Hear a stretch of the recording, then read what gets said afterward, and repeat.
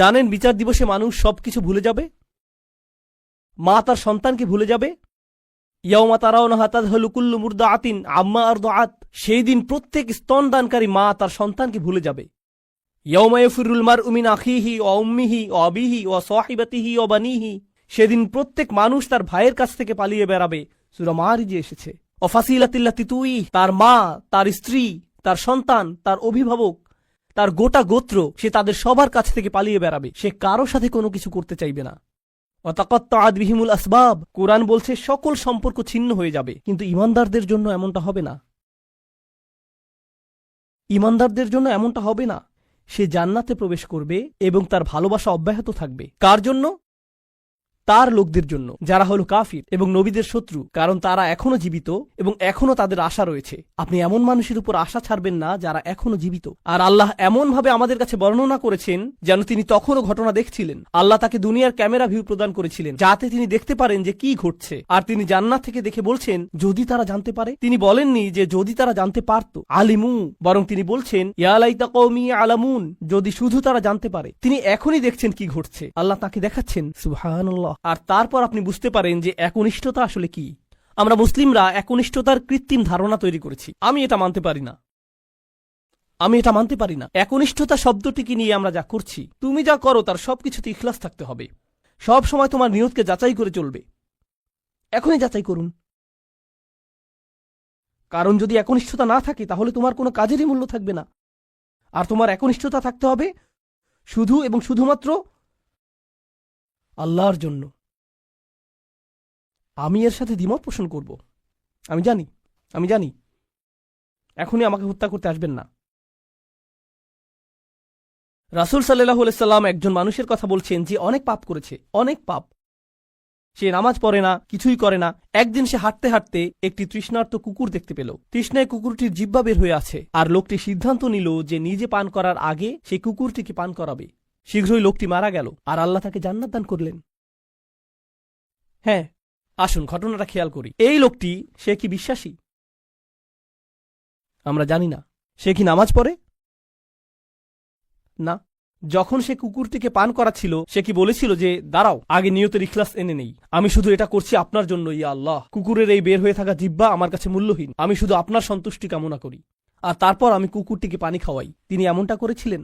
তিনি শুধুই কুকুরটির জন্য খারাপ বোধ করেছিলেন এবং কুকুরটিকে পানি পান করিয়েছিলেন, তাই না?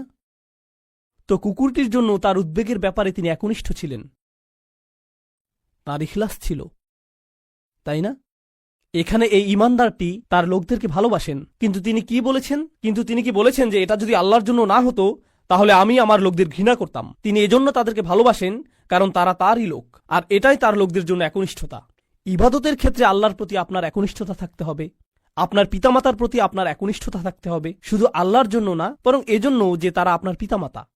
আপনার একনিষ্ঠতা থাকতে হবে অন্য মুসলিমদের জন্য, কারণ তারা আপনার মুসলিম ভাই। আপনার একনিষ্ঠতা থাকতে হবে আপনার প্রতিবেশীর জন্য। আপনার একনিষ্ঠতা থাকতে হবে আপনার কাজের প্রতি, আপনার লেখাপড়ার প্রতি। আপনার একনিষ্ঠতা থাকতে হবে আপনার ব্যবসায়ের অংশীদারের প্রতি। এই সব কিছুই একনিষ্ঠতা। আপনি কৃত্রিমভাবে এটা বানাতে পারবেন না। না, আমি তোমার বন্ধু হতে পারবো না, কারণ এটা আল্লাহর সন্তুষ্টির জন্য না। আমরা শুধু একসাথে বাস্কেটবল খেলবো আর এটা আখিরাতে আমার কোনো কাজে আসবে না। আমি জানি না কে এই অদ্ভুত কথা আপনাকে শিখিয়েছে। যখন আপনি আপনার নিয়ত যাচাই করছেন বাস্কেটবল খেলায় বল ছোড়ার আগে, কারণ এতে কোনো ইখলাস নেই। এটা এইভাবে কাজ করে না। আমাদের নিয়তের পরিচ্ছন্নতা থাকতে হবে, এটা নিশ্চিত। আমাদের নিয়তকে পুনরায় যাচাই করতে হবে, এটা নিশ্চিত। একনিষ্ঠতার গণ্ডি আল্লাহর প্রতি একনিষ্ঠতার চেয়েও অনেক বেশি। এই একনিষ্ঠতা তার সকল সৃষ্টির প্রতিও প্রযোজ্য। মানুষের প্রতি আপনার নিয়ত পরিচ্ছন্ন থাকতে হবে, কৃত্রিমভাবে নয়। তো এই ছিল তার নিজের লোকদের প্রতি ভালোবাসা, এমনকি জান্নাতে যাওয়ার পরও। এখানে আল্লাহ আসলে বর্ণনা করছেন যে মানুষের প্রতি ভালোবাসা হলো জান্নাতি মানুষের গুণ। আমি আবারও বলছি, নিজের লোকদের প্রতি ভালোবাসা হলো জান্নাতি মানুষের গুণ।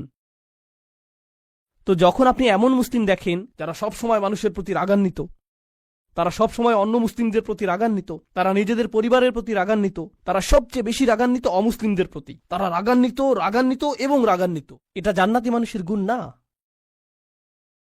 ইয়া লাইতা কওমি ইয়ালামুন।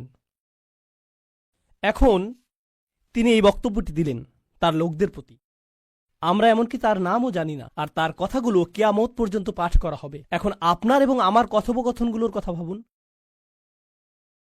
আমরা কথা বলি আইফোন নিয়ে, আমরা কথা বলি গাড়ি নিয়ে, আমরা কথা বলি খেলাধুলা নিয়ে। এই কথাগুলো কোথায় যাবে? এই কথাগুলো কি চিরদিন থেকে যাবে? না। এগুলো কি পৃথিবীতে কোনো কল্যাণ নিয়ে আসবে? না। জানেন এই সম্পর্কে ভাবতে গিয়ে আমি কি উপলব্ধি করছি? আল্লাহর কাছে কথা হলো অমূল্য রত্ন। লোকটি কোনো নবী নন, তবুও তার কথা কোরআনে সংরক্ষিত হয়ে আছে। আল্লাহকে অন্য জিনিসে সংরক্ষিত রাখেন? অকুল্লা শাইইন আহসাইনাহু ফি ইমামিম মুবিন। আল্লাহ বলছেন যে আমি সবকিছুই সংরক্ষণ করে রাখি। তিনি সবকিছুই সংরক্ষণ করে রাখেন। তো কোন জিনিসটি আপনি সংরক্ষণ করে রাখতে চান? ভালো কিছু, কোনো একনিষ্ঠ পরামর্শ? আপনাকে কি ব্যাপক জ্ঞানের অধিকারী হতে হবে ভালো কিছু বলার আগে? এই মানুষটির কি ভালো কথা বলার আগে অনেক অনেক ডিগ্রির প্রয়োজন হয়েছিল? বিষয়টি জটিল নয়, শুধু ভালো মানুষ হন। লক্ষ্য করুন কেমন চমৎকারভাবে কোরআন সন্নিবেশিত। যখন তিনি জান্নাতে গেলেন আর তিনি বললেন যদি আমার লোকেরা জানতে পারে, পরের আয়াতে তিনি বলছেন বিমা গফর আলী রব্বি ও জাআলানী মিনাল মুকরামিন, সেই ক্ষমা যা আমার প্রভু আমাকে প্রদান করেছেন আর আমাকে তাদের অন্তর্ভুক্ত করেছেন যাদেরকে সম্মানিত করা হয়েছে। তিনি জান্নাতের দুটি জিনিসের কথা বলছেন, ক্ষমা এবং সম্মান। সূরার শুরুতে এসেছে ফাবাশশিরহু বিমাগফিরাতিন ওয়া আজরিন কারীম। সূরার শুরুতে আল্লাহ বলছেন কোন এক স্থানের সেই একাকী ঈমানদারদেরকে অভিনন্দন প্রদান করো যে সে পাবে ক্ষমা এবং সম্মানসূচক প্রতিদান। মনে আছে সেটা? ক্ষমা এবং সম্মানসূচক প্রতিদান। এখন সূরার মাঝখানে এই মানুষটি জান্নাতে পৌঁছে গেলেন এবং বললেন ইয়া আল্লাহ, আপনি আমাকে ক্ষমা প্রদান করেছেন এবং সম্মানিতদের অন্তর্ভুক্ত করেছেন। পুনরালোচনা, নিখুঁত পুনরালোচনা। এটাকে বলা হয় কুরআনের ইহকাম ওয়াল কুরআনিল হাকিম। এই আয়াতগুলো নিয়ে শেষে একটি বিষয় আমি আসলেই ভালোবাসি, তা হল যখন তিনি তার লোকদের সাথে কথা বলছিলেন তিনি বললেন ইন্নী আমানতু বিরব্বিকুম, আমি ঈমান এনেছি তোমাদের প্রভুর প্রতি, আমি ঈমান এনেছি তোমাদের প্রভুর প্রতি। কিন্তু যখন তিনি জান্নাতে প্রবেশ করলেন তিনি বললেন বিমা গফর লি রব্বি, আমার প্রভু। একই মানুষের কথা। এখন তিনি বলছেন আমার প্রভু। যখন তিনি জান্নাত দেখলেন, যখন তিনি জান্নাতে প্রবেশ করলেন, যখন তিনি ক্ষমা লাভ করলেন, যখন তিনি আল্লাহ প্রদত্ত সম্মানের অধিকারী হলেন। প্রসঙ্গক্রমে কারো দ্বারা সম্মানিত হওয়ার অর্থ কি? কিভাবে আপনি কারো দ্বারা সম্মানিত হতে পারেন বলতে পারেন আমাকে? স্বীকৃতি পাওয়া। হ্যাঁ, কারো স্বীকৃতি পাওয়া। কেউ আপনাকে অভিবাদন জানালো, কেউ আপনার সাথে কর্মর্দন করতে আসলেন, এটা দ্বারা তিনি আপনাকে সম্মানিত করলেন, তাই না? আমি এখনই বলে দিচ্ছি সামনের আয়াতগুলোতে এটা আসবে। সেখানে আল্লাহ বলছেন সালামুন কওলাম মির রব্বির রহিম, এই সূরাতেই। আরো পরে আল্লাহ বলছেন তিনি তোমাদেরকে বলবেন সালাম। তো শুরুতে তিনি বলছেন আমি তোমাদেরকে প্রদান করব সম্মানিত প্রতিদান, সম্মানিত প্রতিদান, সম্মানিত প্রতিদান। সেই সম্মানিত প্রতিদানটি কি? কতটা সম্মানিত এটা হতে পারে? আমি কি একটা মেডেল পাবো? কোনো সার্টিফিকেট দেয়া হবে পরীক্ষায় পাশ করার পর যেমনটা দেয়া হয়? কি সার্টিফিকেট আপনি পাবেন? আপনি পাবেন সালাম, আল্লাহর পক্ষ থেকে। এটাই আপনি পাবেন। তো যখন তিনি তা পেলেন তিনি ভুলে গেলেন যে এই প্রভু অন্য কারো প্রভু, তিনি শুধু তারই প্রভু। আমার প্রভু আমাকে ক্ষমা প্রদান করেছেন, আমার প্রভু আমাকে সম্মানিতদের অন্তর্ভুক্ত করেছেন, তিনি আমার প্রভু এবং শুধুই আমার প্রভু। সুবহানাল্লাহ। আমার জীবনে বহুদিন ধরে আমি লেকচার দিয়ে আসছি, আর বক্তব্য চলাকালে শ্রোতারা নিজেদের মধ্যে কথা বললেও আমি বক্তব্য দিতে অভ্যস্ত। তাছাড়া আমি আরও একটা বিষয়ে অভ্যস্ত হয়ে পড়েছি, সেটা হলো আমরা মুসলিমরা মাশাআল্লাহ কখনো কখনো আমরা ভদ্রতার ভালো কোনো পরিচয় দিতে পারি না। মানুষ জুমার খুতবার সময় কথা বলতে পারলে লেকচারের সময় কথা বলা তো তেমন কোনো বিষয়ই না। তবে একটা কৌশল আছে যা হয়তো আপনাদের উপকারে আসতে পারে। আপনি যখন কাউকে অযথা কথা বলতে দেখবেন তাদের দিকে তাকাবেন। আপনি কাউকে অযথা কথা বলতে দেখলে শুধু তাদের দিকে তাকাবেন। বোনেরা, আপনাদের স্বামীরা দেরি করে বাসায় ফিরলে আপনারা যেভাবে তাকান ঠিক সেভাবে তাকিয়ে থাকবেন। আপনারা এভাবে তাকানোতে অভ্যস্ত। ভাইয়েরা, আপনারা হাস্যকর কিছু দেখলে যেভাবে তাকান সেভাবে তাকাবেন। আপনি দেখবেন খুব তাড়াতাড়ি সব শান্ত হয়ে গেছে। বিশেষ করে বোনদের দিক থেকে আমি অন্তত 1000 বার দেখেছি এটা আসলেই ভালো কাজ করে। আচ্ছা, যাই হোক, আমাকে বলতে বলা হয়েছে, আমার মনে হয় না আমি খুব বেশি সময় নেব, হয়তো 20 মিনিট, এবং আমি কথা রাখতে চেষ্টা করব ইনশাআল্লাহ তাআলা। আপনাদের সাথে আমি কিছু বিষয় শেয়ার করব যা আমি খুবই গুরুত্বপূর্ণ বলে মনে করি। আলহামদুলিল্লাহ, অতি সম্প্রতি পৃথিবীর বিভিন্ন স্থানে আমার ভ্রমণের সুযোগ হয়েছে। মধ্যপ্রাচ্যে যাওয়ার সুযোগ হয়েছে, মালয়েশিয়া যাওয়ার সুযোগ হয়েছে আলহামদুলিল্লাহ, এরপর সিঙ্গাপুর, ইউরোপের কিছু জায়গায়, তারপর যদিও কানাডা তেমন বিবেচ্য নয়, আচ্ছা যাই হোক, কানাডায়ও গিয়েছি। এরপর মেক্সিকো। দেখুন, আপনি যখন বিভিন্ন জায়গায় ভ্রমণ করবেন আপনার দৃষ্টিভঙ্গির পরিবর্তন হবে। আপনি বুঝতে পারবেন যে প্রথমে আপনার মনে হয় আমেরিকায় আমাদের সমস্যাগুলো অথবা আমেরিকার তরুণদের সমস্যাগুলো কিংবা মুসলিম সমাজের সমস্যাগুলো একেবারেই ভিন্ন, অন্যান্যদের চেয়ে আমাদের সমস্যাগুলো কত আলাদা। কিন্তু আপনি যখন বিভিন্ন দেশে ভ্রমণ করবেন আপনি বুঝতে পারবেন যে হ্যাঁ, সমস্যাগুলোর মধ্যে ভিন্নতা ঠিকই আছে, কিন্তু প্রকৃতপক্ষে মানবজাতি হিসেবে বিভিন্নভাবে আমরা একই সমস্যায় ভুগছি। মানুষ হিসেবে আমরা সবাই মূলত একই সমস্যাতেই ভুগছি। এবং বর্তমানে মানব সমাজ যে সমস্যাগুলোর সম্মুখীন হচ্ছে এর মধ্যে কিছু বড় সমস্যা নিয়ে আমি আলোচনা করতে চাই। এটা সম্পূর্ণ আমার ব্যক্তিগত অভিমত। এই ব্যাপারে আমার সাথে আপনাদের একমত হওয়া জরুরি নয়, এবং এরপর আমি আপনাদের সাথে কোরআন থেকে এর সমাধানের বিষয়ে কথা বলবো। এই বিষয়গুলোই আজ আমি আপনাদের সাথে শেয়ার করতে চাই ইনশাআল্লাহ। দেখুন, ব্যক্তিগতভাবে আমি বিশ্বাস করি আমাদের বর্তমান সময়ের সবচেয়ে বড় সমস্যাগুলোর গোড়া মূলত একটাই, লোভ। মানুষের সবচেয়ে বড় সমস্যা হল ক্রমবর্ধমান এবং অনিয়ন্ত্রিত লোভ ও স্বার্থপরতা। এই লোভ আমাদেরকে এমন দিকে নিয়ে যাচ্ছে, যেমন ধরুন ব্যবসা বাণিজ্যের ক্ষেত্রে এই লোভ বড় বড় প্রতিষ্ঠানগুলোকে এমন একটা পরিস্থিতিতে নিয়ে গেছে তারা শুধু লাভের কথাই চিন্তা করে, আর বছরের পর বছর কিভাবে তাদের ব্যবসার আয় বৃদ্ধি করবে সেই চিন্তা করে। এবং এমনটা করতে গিয়ে সমুদ্রের একটা সম্পূর্ণ অংশ কি ধ্বংস হয়ে যাচ্ছে, নাকি একটা পুরো গ্রাম উজাড় হয়ে যাচ্ছে, নাকি এর মাধ্যমে পাহাড় ধ্বংস হয়ে যাচ্ছে, অথবা এটি শুধু পরিবেশের গঠনগত ক্ষতি করছে তাই নয়, বরং সমগ্র পৃথিবীর সামাজিক এবং অর্থনৈতিক পরিবেশের ক্ষতি করছে, তারা এসবের কোনো কিছুই তোয়াক্কা করছে না, কারণ দিন শেষে এর মাধ্যমে তারা লাভ করতে পারছে। তাহলে পৃথিবীর সমস্ত দুর্নীতির একটা বড় অংশ, রাজনৈতিক দুর্নীতি বলেন বা পরিবেশগত দুর্নীতি, যা খুবই আশঙ্কাজনক, তাই না?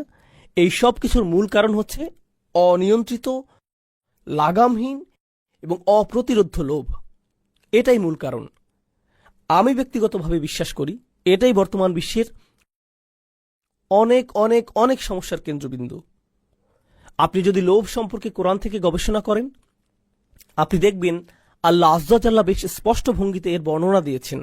তিনি বলছেন, অমাইয়ুকা শুহ্হা নাফসিহি ফাউলাইকা হুমুল মুফলিহুন। আয়াতটির ভাষা খুবই ইন্টারেস্টিং। আল্লাহ বলছেন যাদেরকে তাদের অন্তরে বিদ্যমান লোভ থেকে রক্ষা করা হয়েছে। অন্যভাবে বলতে গেলে আল্লাহ এই সত্যের ঘোষণা দিচ্ছেন যে প্রত্যেক মানুষের মধ্যে কি আছে? লোভ আছে। আমরা সবাই লোভী। বিষয়টা এমন না যে কিছু মানুষ লোভী আর কিছু মানুষ লোভী নয়। প্রকৃতপক্ষে আমরা সবাই লোভী। এবং এরপর আল্লাহ বলছেন অমাইয়ুকা, যা প্যাসিভ ফর্ম।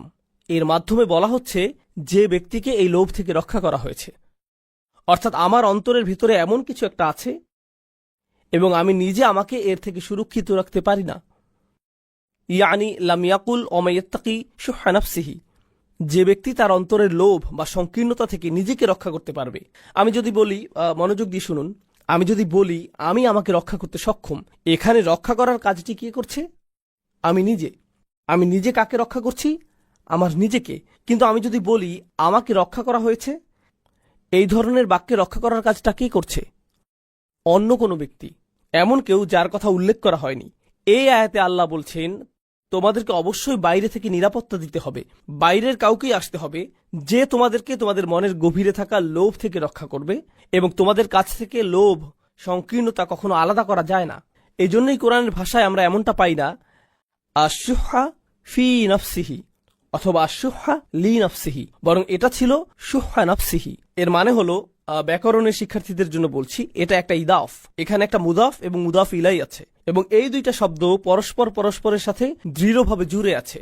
আপনি একটা মুদাফকে মুদাফ ইলাই থেকে আলাদা করতে পারবেন না। আল্লাহ বলছেন মানুষ কখনোই তাদের নিজেদেরকে লোভ থেকে পৃথক করতে পারবে না। এমন কোনো একটা দিন আসবে না যেদিন আপনার ঈমান এতটাই সুউচ্চ থাকবে এবং আপনি আর কোনো লোভ অনুভব করবেন না। এমনটা কখনোই হবে না। প্রত্যেকটা দিন আমাকে আপনাকে লোভের বিপরীতে নিজেদেরকে আত্মরক্ষা করে যেতে হবে। এটা একটা সার্বক্ষণিক সংগ্রাম। আমি শুরু করেছিলাম বড় বড় প্রতিষ্ঠানের কথা, পৃথিবী দূষণ এবং ধ্বংসের কথা বলে। এখন আসুন বিষয়টাকে আমরা আমাদের ঘরের কাছাকাছি নিয়ে যাই। প্রতিটি মাই লোভী, প্রতিটি বাবাই লোভী, প্রতিটি ছেলে সন্তান লোভী, প্রতিটা কন্যা সন্তান লোভী। একটা বাচ্চা বলে, তুমি গত সপ্তাহে আমাকে একটা খেলনা কিনে দিয়েছ, আমি এখন আরেকটা চাই। জানেন, আমার ছেলে একটা সৈনিক কিনতে চেয়েছে। আমাকে বলেছে নিনজা টার্টেলের নতুন একটা সৈনিক কিনে দিতে। ঠিক আছে, কারণ তারা তাদের পুরাতন সৈন্যগুলো পরিবর্তন করেছে।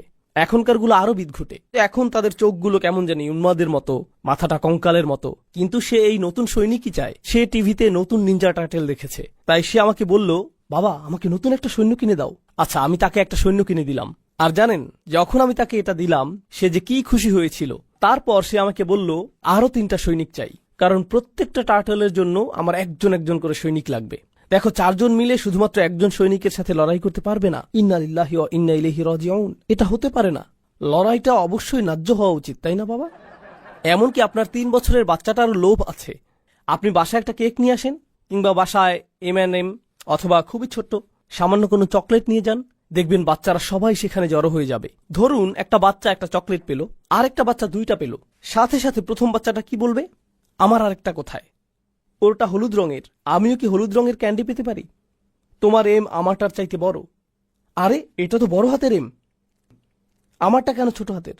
সাথে সাথে তুলনা, আমারটা কেন ছোট হাতের? সুতরাং আপনি যেটা বুঝতে পারবেন, ধরুন আপনি যদি তাদেরকে প্রশ্ন করেন, যদি সে 2টা খায় আর তুমি একটা খাও, তাহলে তোমারটার স্বাদ কি কমে যাবে? সে কি তোমার খুশির কোনো অংশ কোনোভাবে কেড়ে নিচ্ছে? কারো কাছে কোনো কিছু আছে জানলেই আমরা ভাবি এটা আমার চাই। লোভের ক্ষেত্রে সবচেয়ে অদ্ভুত ব্যাপারটা কি জানেন? একটা বাচ্চা বসে আছে, তার আশেপাশে সব খেলনা, সে কিন্তু এগুলো দিয়ে খেলছে না। এরই মধ্যে তার ভাই এসে শুধু খেলনাগুলোর দিকে তাকালো। সাথে সাথে বাচ্চাটা কি করে?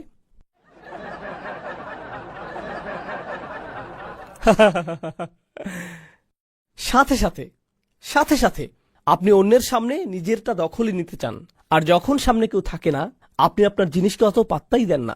জানেন এ থেকে আমরা কি শিক্ষা পাই? আমরা বুঝতে পারি যে আমাদের বেশিরভাগ লোভ মূলত আমাদের পারিপার্শ্বিকতার প্রভাবে হয়। ফলে আপনি যখন একাকী থাকেন, দেখবেন আপনি কিছুই চাইবেন না। মাঝে মাঝে আপনি খুব করে চাইবেন শুধু একটু একা বসে থাকতে আর আকাশের দিকে তাকিয়ে থাকতে, অথবা সমুদ্রের কোনো তীরে বসে শুধু পানির দিকে তাকিয়ে থাকতে চাইবেন। আপনি অন্য কিছু চান না, আপনি সেখানে ভালো থাকেন, সন্তুষ্ট থাকেন। কিন্তু আপনি যখন লোকালয়ে বের হন আর খুব সুন্দর একটা গাড়ি দেখেন, যখন অনেক সুন্দর কোনো এলাকা দেখেন, বড় কোনো বাড়ি দেখেন, যখন আপনি অন্য কোনো শহরে ভ্রমণ করেন যেখানকার আবহাওয়া ডালাসের চাইতে অনেক অনেক ভালো এবং যেটা পাওয়া খুব একটা কঠিন কাজও না, তখন সাথে সাথে আপনার কেমন লাগে? ও, আমার এটা চাই, এটা চাই আমার। এই লোভ শুধুমাত্র পৃথিবীকেই কলুষিত করে না, বরং পরিবারগুলোকেও কলুষিত করে। এটা পরিবারগুলোকে কলুষিত করে, সমাজকে দূষিত করে। তাছাড়া লোভ শুধুমাত্র টাকা পয়সার সাথে সম্পৃক্ত নয়। লোভ হলো জীবনের সব কিছুতে আপনার পাওনা অংশের চেয়ে বেশি কিছু চাওয়া। আপনি যদি ভাইস প্রেসিডেন্ট হন, আপনি প্রেসিডেন্ট হতে চান। আপনি সহকারী শিক্ষক হলে অধ্যক্ষ হতে চান।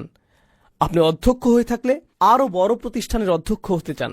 আপনি যদি কোথাও তত্ত্বাবধায়ক হয়ে থাকেন এবং সেখানে যদি আরো কোনো তত্ত্বাবধায়ক থাকে, আপনি চান প্রধান তত্ত্বাবধায়ক হতে, ঠিক না? আপনি যদি এমএসএতে সেক্রেটারি পদে থাকেন, আপনি সভাপতি হতে চাইবেন। সবাই উপরে উঠতে চায়। আপনি যদি কোনো প্রতিষ্ঠানের একেবারে প্রাথমিক স্তরে কাজ পেয়ে থাকেন, খুব শীঘ্রই আপনি ম্যানেজার হতে চান। আপনি নিজের জন্যই এমনটা করতে চান। আপনি নিজেকে উপরে ওঠার জন্য ঠেলতেই থাকেন, এক অবস্থানে তৃপ্ত থাকেন না। আপনি দেখবেন পৃথিবীর অনেক ধনী মানুষেরা মূলত পৃথিবীতে সবচেয়ে দুর্ভোগের জীবনযাপন করে। যারা কোটি কোটি টাকা আয় করেছে, যারা পাগলের মতো টাকা আয় করেছে, এই ধরনের মানুষদের মধ্যে বেশিরভাগেরই জীবন বলতে কিছু থাকে না। তাদের কোনো জীবন থাকে না, পরিবার থাকে না, তাদের ছুটি বলতে কিছু থাকে না। তারা ছুটি নিতে চান না, তারা শুধু উপরে উঠতে চান।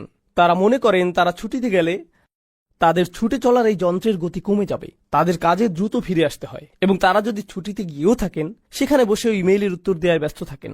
তাদের মস্তিষ্ক কখনো বিরতি নেয় না। লোভ আপনার সাথে এমনটাই করে থাকে, আপনাকে একটা দুর্ভোগের জীবন উপহার দিতে পারে। যেভাবে লোভের ফলে পৃথিবী দুর্ভোগের শিকার হচ্ছে, প্রত্যেকটা মানুষ ওইভাবে ভুগছে, এর ফল ভুগছে, দুর্ভোগে ভুগছে। তরুণ প্রজন্মের কিসের লোভ হয় বলুন তো? তরুণদের একটা চাহিদা হলো, দেখুন একটা সময় আমরা সবাই তরুণ ছিলাম, সেই সময়টা কোনো যুগেই পরিবর্তন হয় না। আমি বুঝি না এখন কিসের চল চলছে, আমি জানি না এগুলো, কারণ এখন আমার বয়স হয়েছে, আমি বুঝি না এসব। আমাদের মুরব্বীরাও কিন্তু আমাদেরকে বুঝেন না, তাহলে তারা কিভাবে এখনকার কিশোর আর তরুণদের বুঝবেন? তারা বুঝতে পারবেন না। আজ থেকে 15 বছর পর আপনিও ভবিষ্যতের তরুণদের বুঝতে পারবেন এমনটা হবে না। তখন আপনার সময় পার হয়ে যাবে। কিন্তু সব যুগের তরুণদের মধ্যেই একটা জিনিস অপরিবর্তিত থাকে, আপনি লেটেস্ট জিনিসের সাথে সমান গতিতে চলতে চান। হতে পারে এটা কোনো গ্যাজেট, অথবা কোনো অ্যাপ, নতুন কোনো ডিজাইনের কাপড় হতে পারে, অথবা কোনো পরিভাষা, অথবা ধরুন নতুন কোনো সামাজিক চর্চাও হতে পারে। সেটা যাই হোক না কেন, আপনি একেবারে অত্যাধুনিকটাই চান। নতুন কিছু আসলেই আপনি সেটা চান। নতুন জিনিস মানেই ভালো হবে। আপনি সবার আগে বলতে চান, এই তুমি এটা সম্পর্কে শুনেছ? কারণ তারা যদি না শুনে থাকে, অন্য সবার আগে আপনি বিষয়টা সম্পর্কে তাদেরকে অবহিত করেছেন। আপনি সাথে সাথে এটার উপর হুমড়ি খেয়ে পড়েন। এর মাধ্যমে যা বোঝা যায় তা হলো তরুণরা এই জগতের সবচেয়ে অস্থির প্রকৃতির মানুষ, এবং এটা সব প্রজন্মের তরুণদের ক্ষেত্রেই প্রযোজ্য। তরুণরা মুহূর্তের মধ্যে একটা থেকে অন্য একটা, তারপর আরেকটা, এরপর আরো একটা জিনিসের দিকে ঝুঁকে পড়ে। তরুণদের কাছে যে জিনিসটা একসময় দারুণ ছিল, চমৎকার ছিল, খুবই সুন্দর ছিল বা যেমনই ছিল, কয়েক সপ্তাহ পর একই জিনিসটা অর্থহীন, পচা, নগণ্য এবং বলার মতো নয় এমন হয়ে যায়। তারা খুব সহসাই বন্ধু পাল্টায়, একজন থেকে আরেকজন, তারপর আরেকজন, এবং এটাই হয়ে থাকে। এভাবে যখন যে জিনিসের চল থাকে, হ্যাঁ, এটা বোঝানোর সবচেয়ে সহজ উদাহরণ হলো, যেমন ধরুন ফোনের নতুন ভার্সন।